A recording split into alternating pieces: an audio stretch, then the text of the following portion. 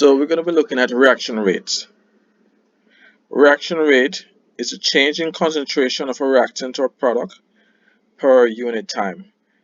So just looking at the word rate, it's per time, and reaction has to do with reactant and or product. So reaction rate is a change in concentration of a reactant or product within a given time. So let's consider the reaction A turn into B.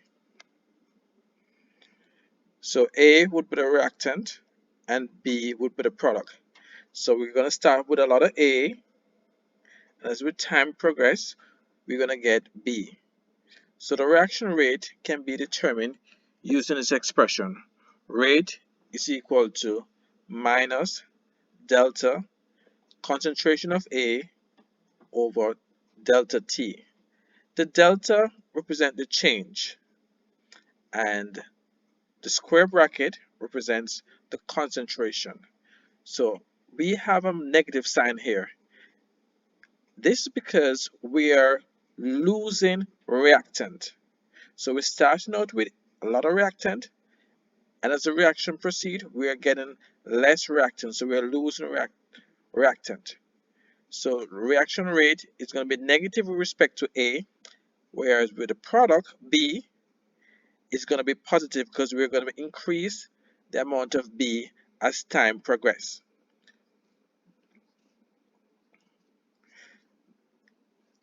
Okay, the rate with respect to A is negative because the reactant A concentration is decreasing with time, and positive, and the positive value associated with the product B concentration is increasing with time. Okay, the concentration of A, as we have learned before, concentration is moles per liter. Alright, so let's look at an example.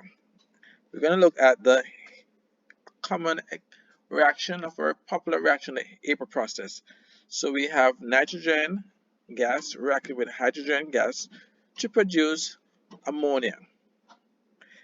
If 0.0064 moles of hydrogen gas is consumed in a 2-liter container during each second of reaction, what are the rate of reaction of ammonia and the rate of consumption of nitrogen? Okay, so the solution for this, we have to look at the rate at which hydrogen is consumed. Alright, so to do this, we're going to put our expression. Rate is equal to minus delta H2 over T. Remember, it's going to be negative because we are losing hydrogen.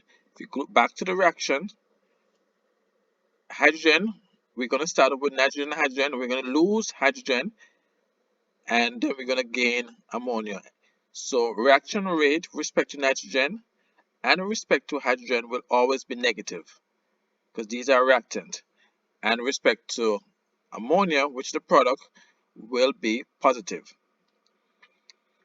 So we have to see what information we're given in the question. We're given the moles of hydrogen and we're given the liters. So from this, we can obtain the concentration, the change in concentration with respect to hydrogen. Okay, which will be equal to 0.0064 moles of hydrogen over 2 liters per second. So this gives us a negative value of 0.0032 moles per liter per second of hydrogen. So if we look at the balanced chemical equation and use mole ratio, we can determine the rate in respect to ammonia and nitrogen. So let's look at ammonia first. The rate at which ammonia is produced can be determined. So we're going to look at this is what we're starting out with, 0.0032 moles of hydrogen per liter per second. Looking at the balance equation, let's see how much ammonia is produced. Number of moles of ammonia. We have 2 moles of ammonia, and we're using up 3 moles of hydrogen. So we're going to put that in our equation, or not our equation, or well, our equation to work out the moles of the ammonia. So we have 2 moles of ammonia produced, and we're using up 3 moles of hydrogen. So you're going to set this up, and you when you do this computation, you'll get 0.0021 moles of ammonia. The hydrogens will cancel, and we're left with ammonia on top. Okay, the same thing for, we're trying to determine the moles of hydrogen, of nitrogen. We're going to look at the mole equation, and we're going to see we are using up 3 moles. So that's going to be the denominator, and is 1 mole of nitrogen is produced.